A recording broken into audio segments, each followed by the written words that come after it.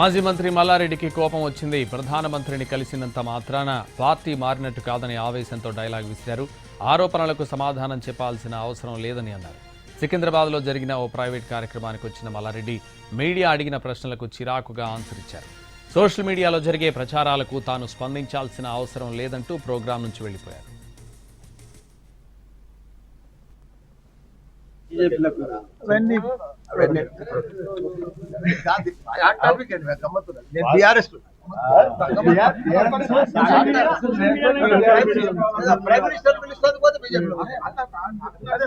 నడిపించుకో నాదే పోయింది ఖండించాలేందుకు మల్లారెడ్డి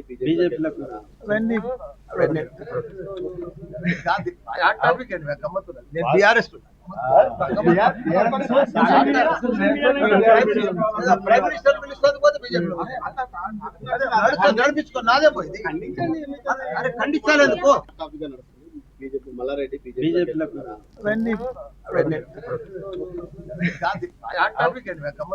బీఆర్ఎస్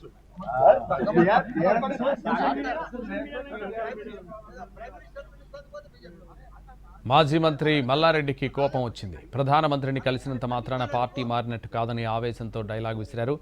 ఆరోపణలకు సమాధానం చెప్పాల్సిన అవసరం లేదని అన్నారు. సికింద్రాబాద్లో జరిగిన ఓ ప్రైవేట్ కార్యక్రమానికి వచ్చిన మల్లారెడ్డి మీడియా అడిగిన ప్రశ్నలకు చిరాకుగా ఆన్సర్ ఇచ్చారు. సోషల్ మీడియాలో జరిగే ప్రచారాలకు తాను స్పందించాల్సిన అవసరం లేదంటూ ప్రోగ్రాం నుంచి వెళ్లిపోయారు. మల్లారెడ్డి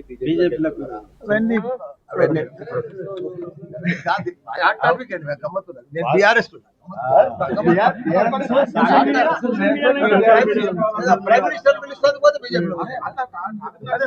నడిపించుకో నాదే పోయింది ఖండించాలేందుకు